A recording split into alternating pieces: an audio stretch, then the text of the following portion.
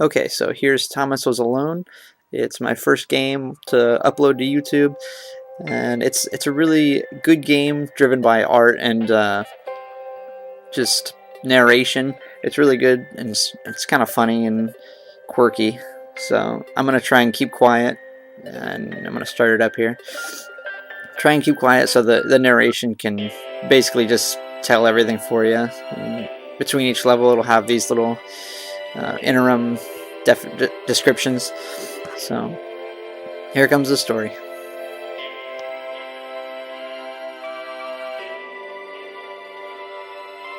Thomas was alone. Wow, a weird first thought to have.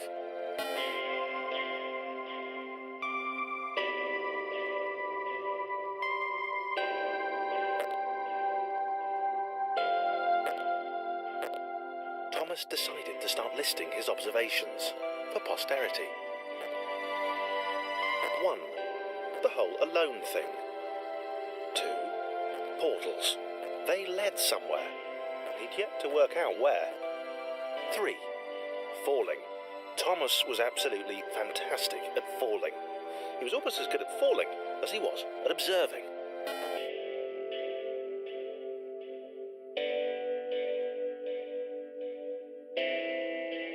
Okay, interesting.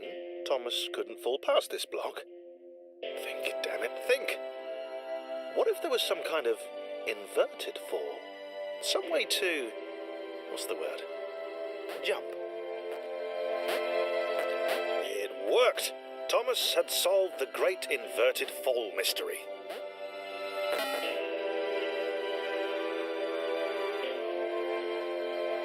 A big jump. But Thomas noted there was no real danger in missing it. The world didn't want him to fail here. It was pushing him, but gently.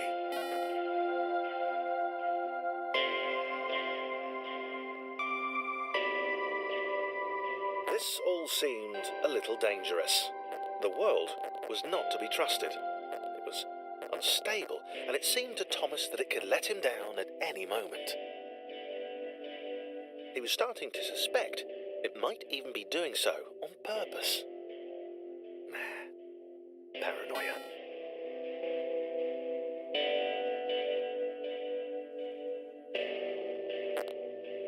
Thomas wondered whether the portals were actually taking him anywhere. He felt like he was making progress, but there wasn't really any way to know. He seemed to be moving predominantly up and to the right, which might, or might not, be important.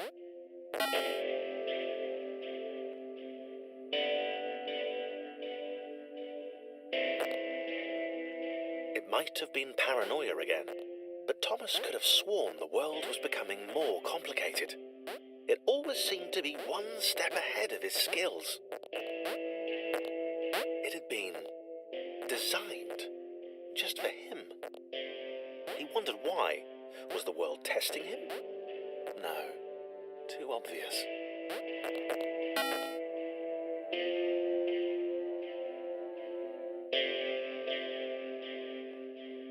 Something about the boiling, toxic, glowing water intimidated Thomas.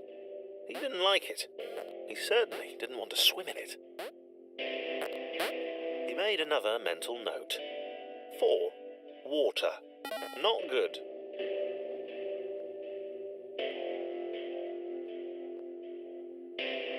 The loneliness was getting to Thomas. No amount of observation or obsessive note-taking could combat that.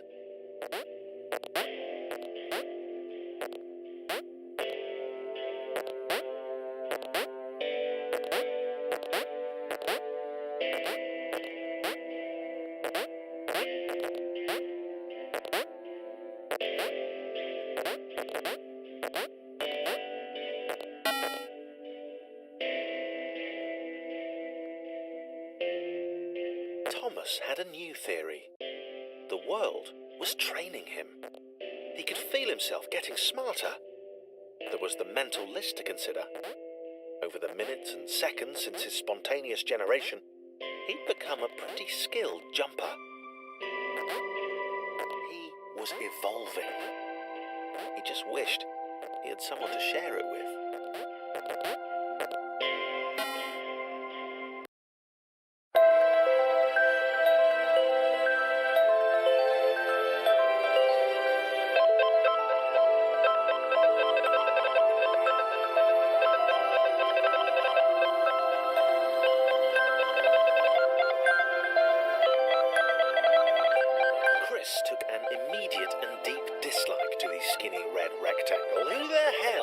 this Thomas think he was?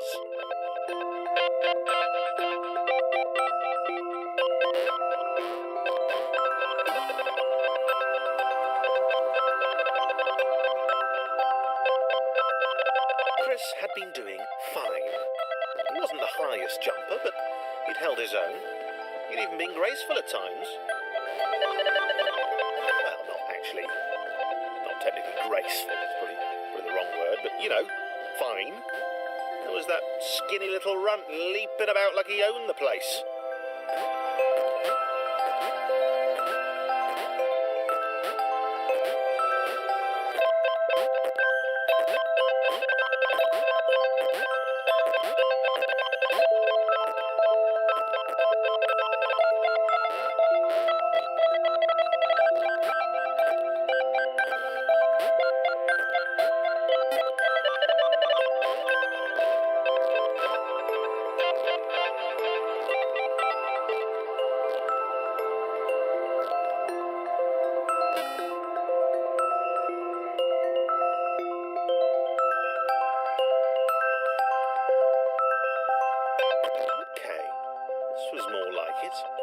Glowy white thing. Only Chris could get to it, which of course made it all the more enticing. What would it do? What new opportunity might this switch open up to him?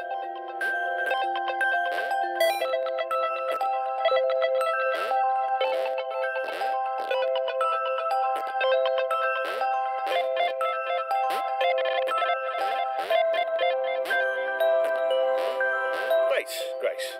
Another chance for Thomas to jump slightly higher than Chris. How fortunate. Seriously, this made the whole switch pressing thing entirely worthwhile.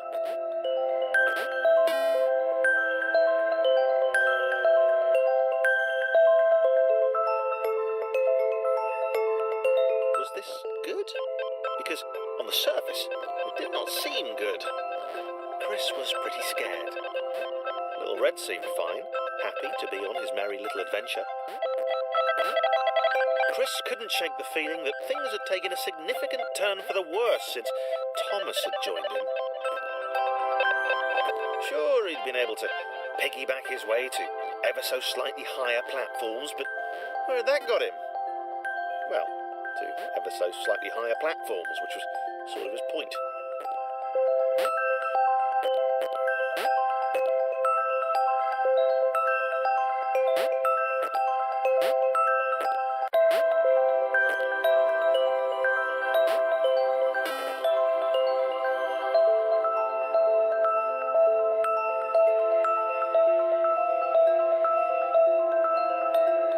Stared at Thomas with pure hatred. He seemed so very happy at their situation. Friends together, a brave fellowship of quadrilaterals on a quest for greatness. That would be fine. But it was all the obvious observation that Thomas was doing which grated. Every time they saw something vaguely new, Chris would hear a satisfied little from the vaulting idiot. He hoped the next portal would split them up, if only for a few levels.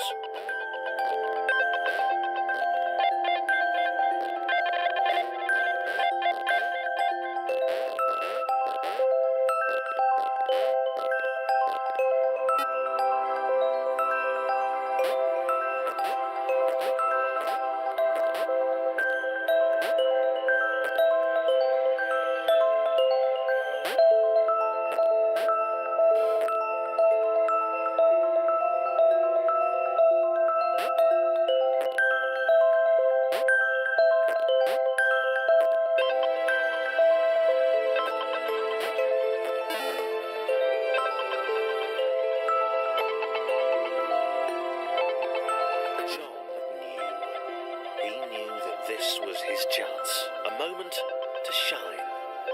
This was game day.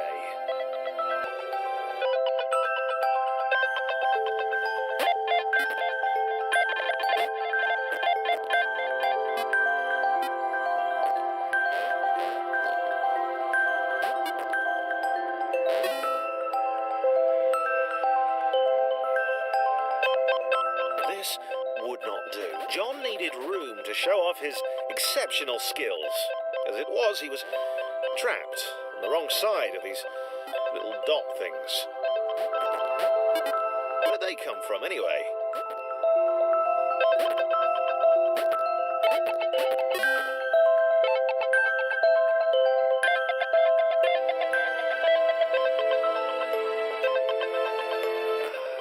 John inhaled the air of the open space, and it smelled of awesome. Time to flex those muscles, to put his training to use, time to show those little dots how it was done. John decided to press the switch to let the little dots catch up with him. John cared for his new allies. You could tell from the sympathetic expression he practiced in the mirror all these years.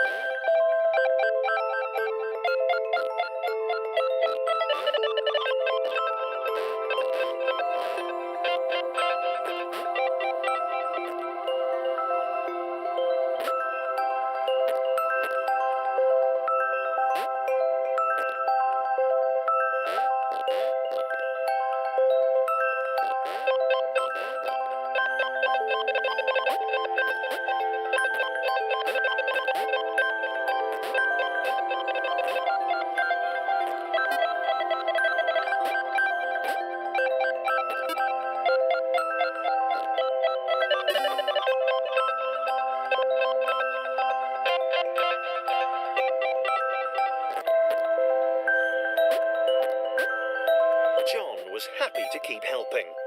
He felt it was important to his image that he was seen to help the little guys.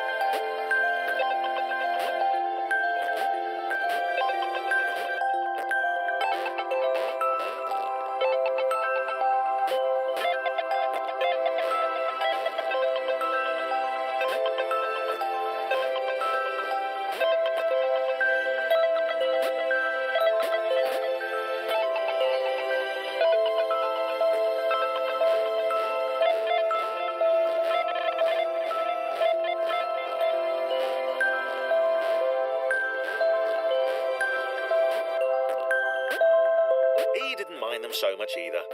The red one, Thomas, had a charming way of applauding every time John jumped.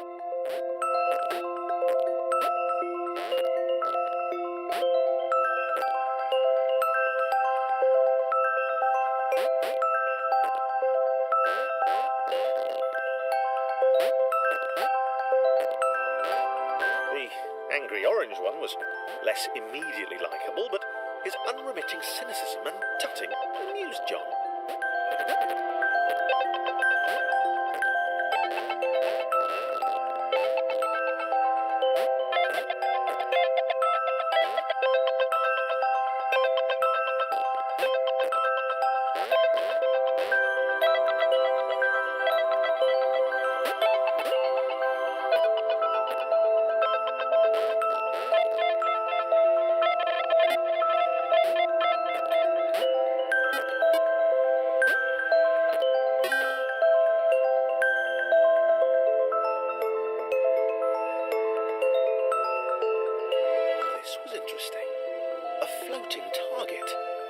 This would require coordination, balance, and timing. John was sure the dots would be lost, but he was happy to guide them to triumph.